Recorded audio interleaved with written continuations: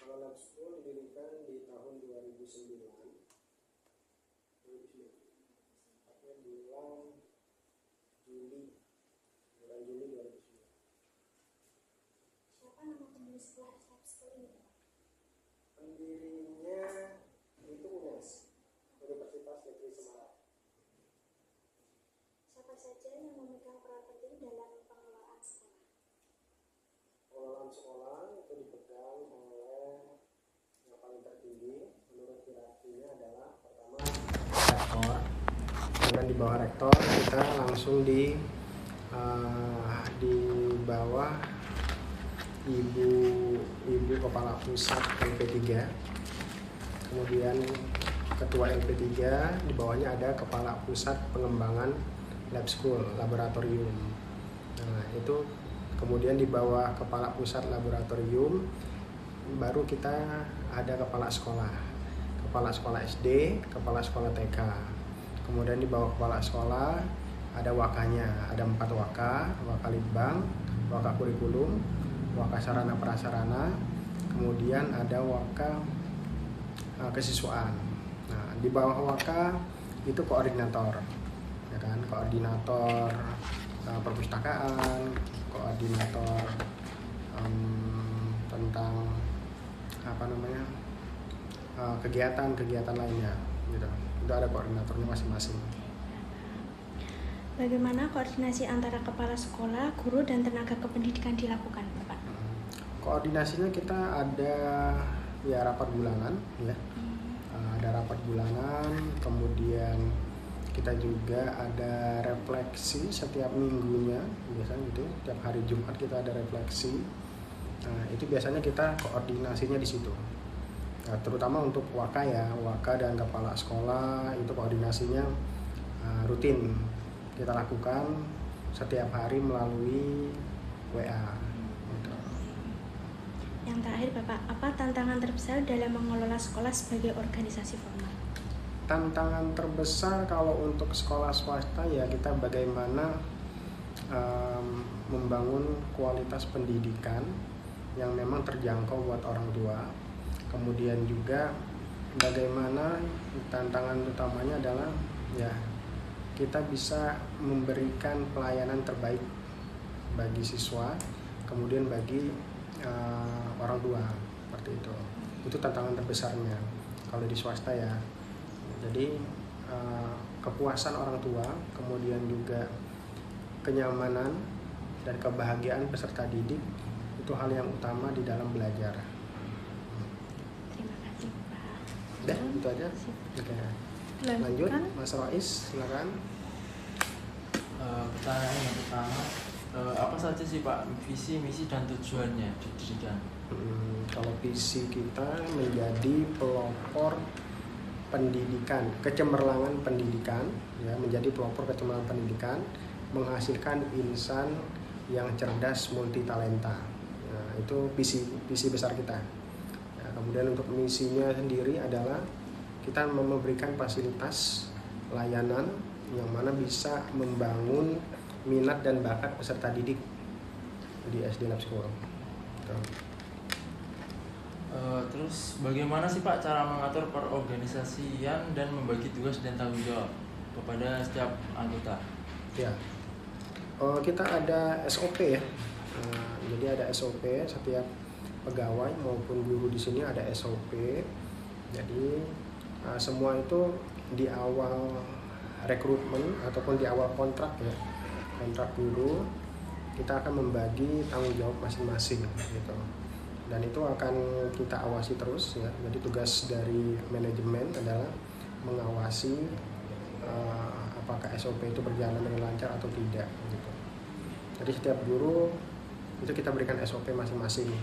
Ada yang jadi wali kelas, kemudian ada yang memang membantu kesiswaan, ada juga yang membantu di publikasi humas ya. Ada juga yang membantu di sarana prasarana maupun PPDB sekolah gitu. Jadi setiap guru punya kita katakan SOP-nya masing-masing gitu. Lanjut ke pertanyaan ketiga, itu bagaimana gaya kepemimpinan yang diterapkan untuk bisa menjadi lebih baik? Ya, pemimpinan kita terbuka, demokrasi ya. Jadi ketika kita musyawarah demokrasi, ketika ada sesuatu tujuan dari visi ataupun agenda yang ingin kita lakukan, kita pasti akan lakukan pertama-tama dengan rapat ya, dengan rapat musyawarah bersama bagaimana kegiatan ini bisa berjalan dengan lancar gitu. Itu selalu kita lakukan apabila ada kegiatan besar ya, kegiatan besar kita contohnya adalah open house ya, kemudian PPDB, itu kita lakukan rapat besar, kemudian kita brainstorming ya, brainstorming bagaimana langkah-langkah yang harus kita lakukan untuk contohnya misalnya PPDB, untuk PPDB bagaimana langkah-langkahnya, dari tim publikasi bagaimana, kemudian dari tim kesiswaan bagaimana, itu perlu brainstorming bareng-bareng ya. Misalnya curah pendapat di sana. Nah, baru mengerucut itu kita temukan langkah terbaik kita ambil. Terus pertanyaan yang keempat, bagaimana cara memantau agar setiap anggota menjalankan tugasnya dengan baik? Ya, kita ada penilaian ya, penilaian pegawai. Jadi setiap pegawai ini akan dinilai menurut kinerjanya masing-masing, gitu kan. Bagaimana memantaunya? Kita lihat ada penilaian per semester. Gitu kan. Per semester kita akan dinilai oleh UNES sendiri ya, apakah pegawai ini benar-benar melakukan SOP-nya dengan baik ya, baik itu dari kehadiran pagi, kemudian pulang, itu semua terrecord. Gitu. Selanjutnya diteruskan pertanyaan saya. Oke. Kemudian untuk pertanyaan selanjutnya,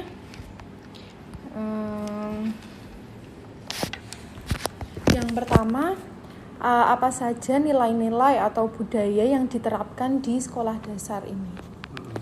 Oke, nilai dan budaya yang pertama kita terapkan adalah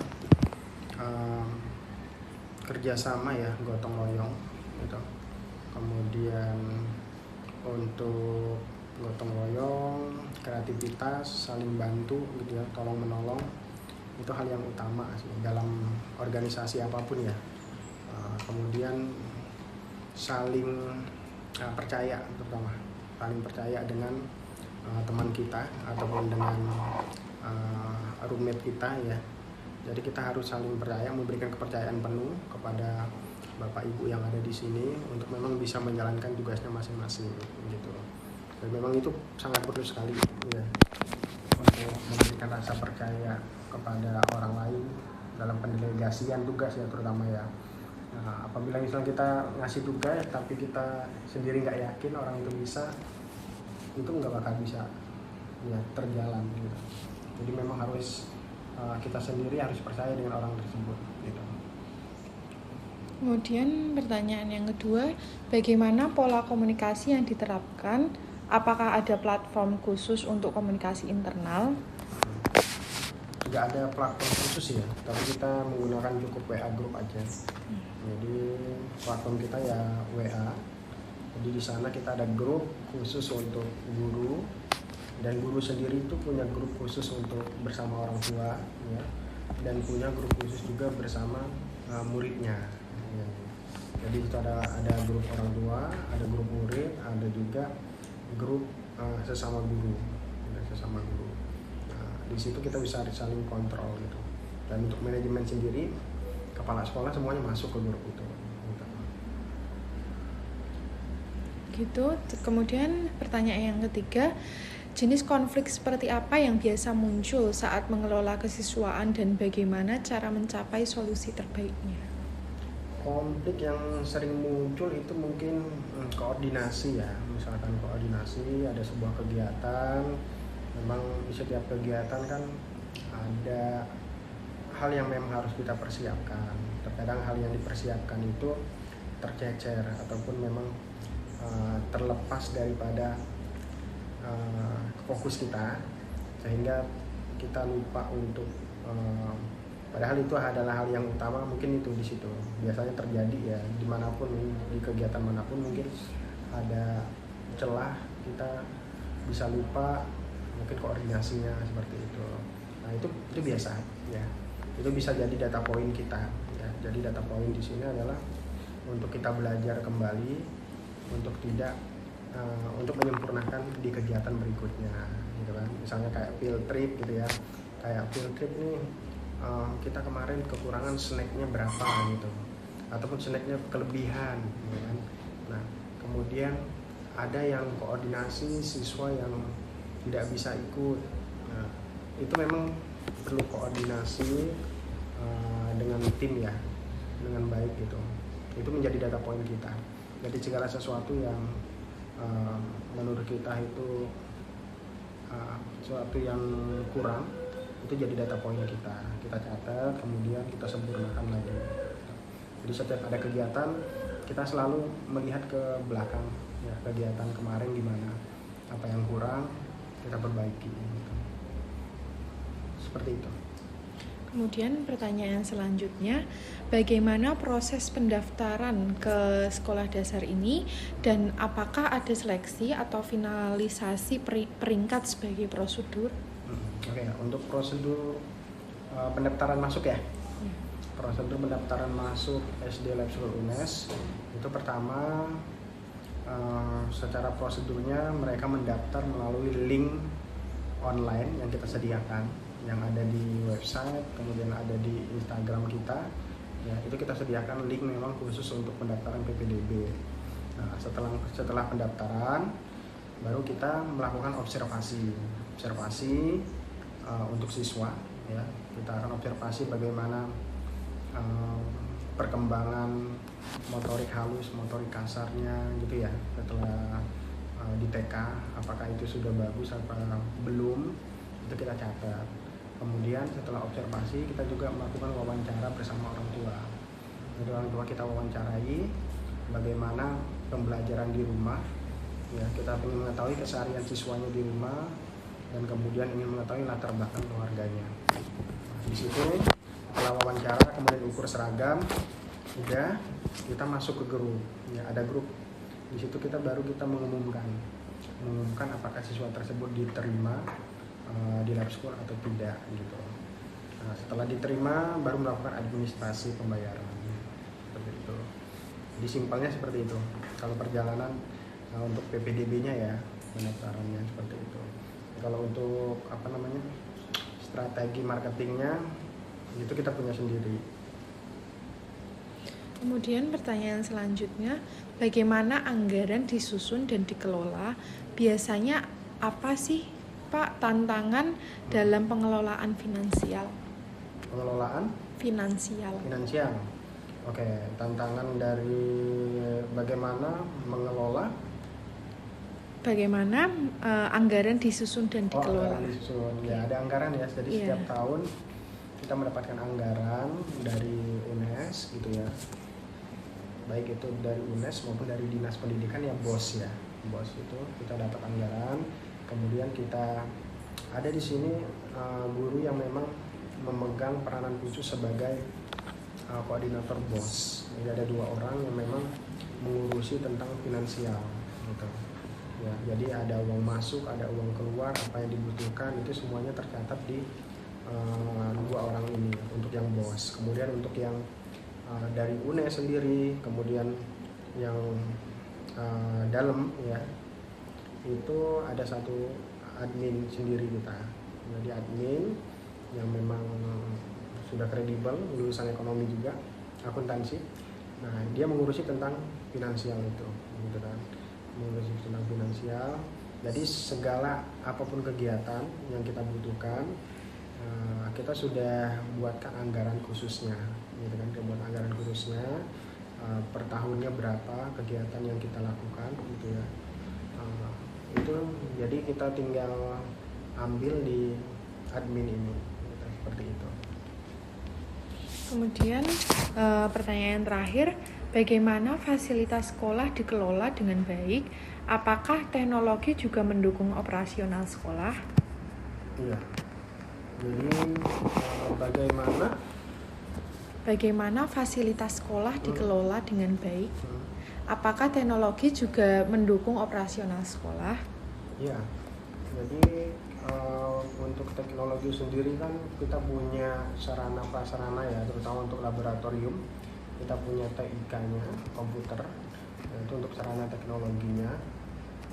Kemudian untuk sarana prasarana dalam hal ini perawatannya kita selalu catat ya, karena memang ada waka khusus untuk sarana prasarana yang memang mengurusi seluruh prasarana di lab school, baik itu yang ada di ruang guru, di kelas maupun di bagian-bagian tertentu, kantin dan lain-lain ya. Apabila ada kerusakan ataupun ada kekurangan, itu melapor ke waka Sarpras, sarana prasarananya.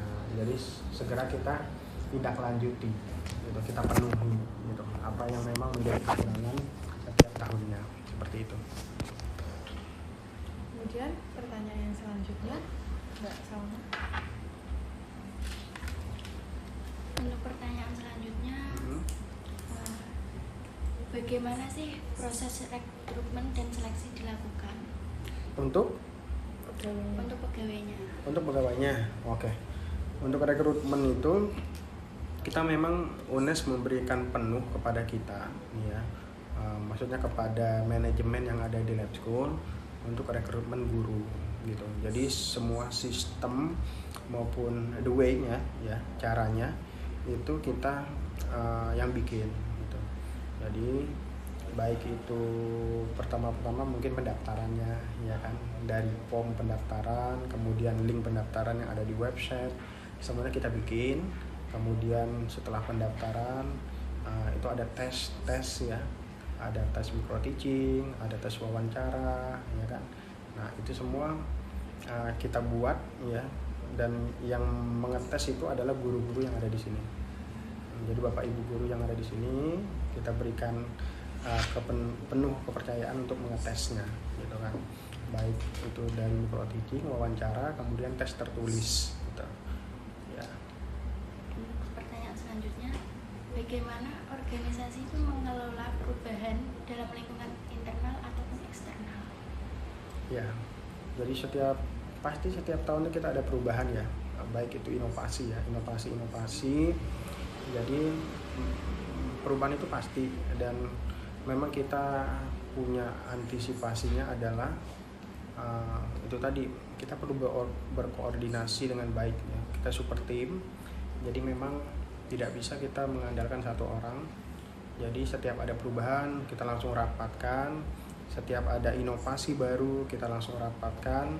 Memang apa yang perlu kita lakukan di semester depan itu kita rapatkan terlebih dahulu. Jadi memang rapat itu menjadi hal yang biasa kalau di swasta ya. Kalau di swasta itu rapat, tapi memang rapat itu tidak boleh mengambil jamnya anak gitu ya kan. Kalau di negeri kan ini rapat gurunya ya libur, jadi kosong jamnya, itu nggak ada, kita nggak boleh gitu. Karena memang hak anak ya, karena itu hak anak belajar, kita nggak boleh potong, kita nggak boleh ambil. Jadi kalau rapat itu mungkin kita setelah anak-anak pulang, atau kan memang di hari yang pendek gitu ya, di hari yang memang pendek anak-anak belajar, itu kita baru rapatkan ya. Biasanya kita rapatkan sekitar jam 2 sampai jam 3 gitu, kita rapat gitu. Dan untuk peluang utama yang diidentifikasi itu untuk pengembangan organisasi itu gimana Pak? Yang apa? Maksudnya diidentifikasi? Pengembangan organisasinya. Oh, untuk pengembangan organisasinya. Jadi untuk pengembangan organisasi kita tentunya pertama mengembangkan SDM ya. Jadi guru-guru ini juga kita berikan pelatihan, baik itu secara pelatihan pembelajaran, pelatihan metode baru, kemudian pelatihan dari kemampuan linguistiknya ya, bahasa Inggrisnya dan lain-lain, itu juga kita berikan pelatihan gitu. Jadi secara pengembangan SDM organisasi kita memang mengembangkan dari kemampuan bapak ibu guru, karena setiap orang itu spesial ya. Jadi bapak ibu gurunya mungkin punya kemampuan di bidang apa, kita kembangkan, kita masukkan ke tempat yang memang yang dia bisa berkembang gitu. Kalau dia bisa desain, ya kita masukkan ke tim publikasi. Kalau dia bisa istilahnya persuasi ataupun hubungan sosialnya bagus, kita masukkan ke tim humas seperti itu. Jadi memang kita guru di sini itu nggak hanya mengajar, tapi guru juga harus bisa keahlian lain gitu. Karena kalau mau jadi guru hanya bisa ngajar, kita nggak bakal bisa diterima dimanapun. Kita harus punya keahlian lain, entah itu linguistik, kalau di sini banyak ya, komputer gitu kan. Jadi ada keahlian yang memang keahlian lain yang memang menunjang kita gitu. Nggak hanya kita bisa mengajar sebagai guru, tapi kita punya yang lainnya gitu. Jadi setiap guru di sini diterima itu dia punya khas sendiri gitu ya. Jadi kalau misalkan penerimaan guru itu pasti saya akan bertanya dia punya bakat, keahlian atau hobi apa gitu ya. Misalkan dia punya hobi nyanyi, kemudian menari, ini bagus untuk pengembangan menari ya.